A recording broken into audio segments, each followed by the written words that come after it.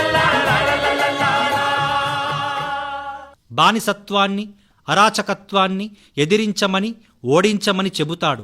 దేనికైనా సరే తెగించి ముందుకు దూకమంటాడు. కదిలే కాలమై గమనం సాగి, ఎదలో ధ్యేయం కోసం సమరం రేగి, రగిలే గాయమై పొగిలే ప్రాణం, పగిలే గేయం తానై మిగిలే గానం అంటూ కదిలే కాలంతో పాటు మన ప్రయాణం ఆగకుండా సాగాలని, మన ధ్యేయం నెరవేర్చుకునేందుకు యుద్ధం చేయాలని చెబుతాడు. గాయాలుగా రగిలిపోయి ప్రాణం నలిగిపోతోందని, గేయాలుగా పగిలిపోతూ గానం మిగిలిపోతోందని, ఈ కష్టాల నుంచి ఎలాగైనా గట్టెక్కాలని చెబుతాడు. 2004లో వచ్చిన నేను సైతం సినిమాలో ఆయన రాసిన పాట ప్రతి మనిషిని ప్రశ్నిస్తుంది. వేదన ఎందుకు మనిషైనందుకు, రోదన ఎందుకు మనసున్నందుకు, కలతలు ఎందుకు కలలున్నందుకు, ఆరని వేదన తీరని రోదన జీవన సమరంలో, మానవ లోకం ఏదో లోకం, ఆశల తీరం అందని దూరం. మనిషన్నవాడు బాధపడుతూనే ఉన్నాడు, మనసున్నందుకు రోదన తప్పడం లేదు. కలలు కన్నవాడికి కలతలు తప్ప ఏమీ మిగలడం లేదు. ప్రతి మనిషి జీవితం ఇంతేనా? ఆశలు తీరక, ఆశయాలు ఫలించక, నిరాశా నిస్పృహలో పడి కొట్టుమిట్టాడుతున్న మనిషి జీవన వైఖరిని ఈ పాటలో పట్టి చూపించాడు. ఇవే కాక కంచు కాగడా సినిమాలోని కదం తొక్కి సాగుతోంది కంచు కాగడా అనే పాట, మా ఆయన బంగారం సినిమాలోని బుల్బుల్ బస్తీ లేడీ బల్ టెంపరు మీదుంది బాడీ అనే పాటలు కూడా అజరామరాలు. ఇంకా విప్లవ శంఖం, ఎర్రమందారం, నవయుగం, బదిలీ, నవభారతం, సగటు మనిషి, ఎర్రోడు, నా మొగుడు నాకే సొంతం మొదలగు సినిమాల్లో ఆయన రాసిన పాటలు అగ్ని కణాలు. ఇలాంటి వైవిధ్యభరితమైన పాటలెన్నో అదృష్టదీపక్ కలం నుంచి జాలువారాయి. ఆయన రాసిన 40 పాటలు ఆశయాల పందిరిలో పేరిట పుస్తక రూపంలో వెలువడ్డాయి. ఎన్నో అవకాశాలు వచ్చినా అభ్యుదయ గీత రచయితగానే నిలబడాలన్న సంకల్పంతో ఉన్న అదృష్టదీపక్ ఆ అవకాశాల్ని వినియోగించుకోలేదు. అందుకే కమర్షియల్ గీతాలు రాయడానికి ఇష్టపడలేదు. అయినా తరతరాలు నిలిచిపోయే పాటలు రాసి చిరస్థాయిగా వెలిగాడు అదృష్టదీపక్. ఆయన సాహితీ కృషిని గుర్తించిన అప్పటి ఆంధ్రప్రదేశ్ ముఖ్యమంత్రి శ్రీ నారా చంద్రబాబు నాయుడు 2003లో రాష్ట్ర ప్రభుత్వ ఉత్తమ అధ్యాపక పురస్కారమిచ్చి గౌరవించారు. రామచంద్రపురం మోడరన్ ఫౌండేషన్ వారు 2004లో కళానిధి పురస్కారమిచ్చి గౌరవించారు. పొట్టి శ్రీరాములు తెలుగు విశ్వవిద్యాలయం వారు 2010లో కీర్తి పురస్కారమిచ్చారు. అభ్యుదయ రచయితల సంఘం గుంటూరు వారు అమరజీవి కొండేపూడి శ్రీనివాసరావు పురస్కారమిచ్చి గౌరవించారు. ఇంకా సినీ కవి జాలాది పురస్కారం మొదలగు గౌరవ సత్కారాలు, అరుదైన పురస్కారాలు అందుకున్నాడు అదృష్టదీపక్. మరపురాని గీతాల్ని మనకందించిన అదృష్టదీపక్ కరోనా బారిన పడి 2021 మే 16న కీర్తిశేషుడయ్యాడు. అయినా అతని పాటలతో చిరంజీవిగా వెలుగుతూనే ఉన్నాడు, వెలుగుతూనే ఉంటాడు. ఇంతవరకు మీరు అభ్యుదయ కవి, అక్షర యోధుడు అదృష్టదీపక్ పుట్టినరోజు సందర్భంగా ప్రత్యేక కార్యక్రమం విన్నారు.